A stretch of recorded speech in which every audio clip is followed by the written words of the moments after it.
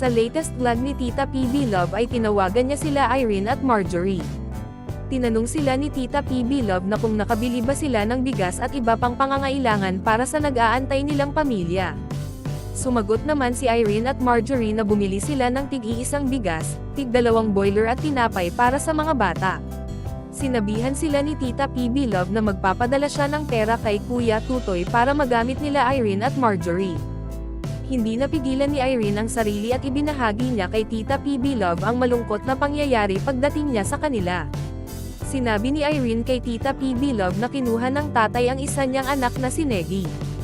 Sabi daw ng kuya ni Irene na pumunta ang dating asawa ni Irene sa kanila at nagmamakaawa na hiramin ang kanilang bunso.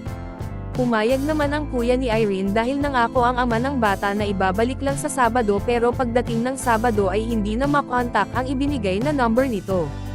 Dagdag ni Irene kay Tita PB Love na pupuntahan niya tinitirhan ng dating asawa at siya mismo babawi ng bata. Pinayohan ni Tita PB Love si Irene kung ano ang gagawin at sabi ni Kuya Tutoy sa video na nasa batas talaga na pag ang bata ay below 7 years old ay dapat talaga sa nanay. Dagdag pa ni Kuya Tutoy na simula pagbuntis ni Irene ay hindi nagparamdam ang tatay ay ngayon ay bigla na lang kinuha ang bata at hindi na ibinalik.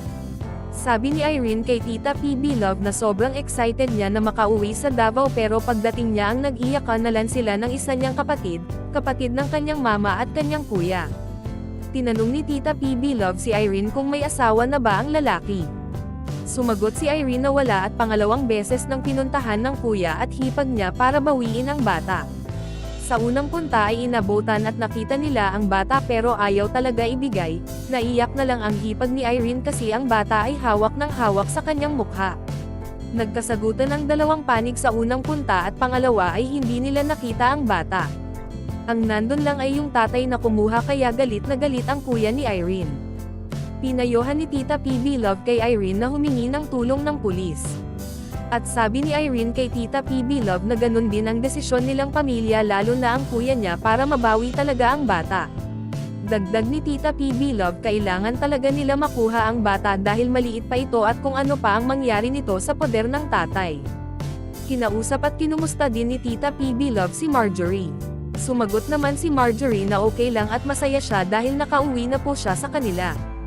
Nakita na niya ulit ang kanyang tatay at mga kapatid. Tinanong siya ni Tita PB Love na nabigyan na ba niya ang kanyang mga kapatid sa mga dala niyang pasalubong at kung masaya ba sila. Sumagot naman si Marjorie at inisa-isa niyang sinabi kay Tita PB Love ang mga ibinigay niya sa kanyang mga kapatid at tatay.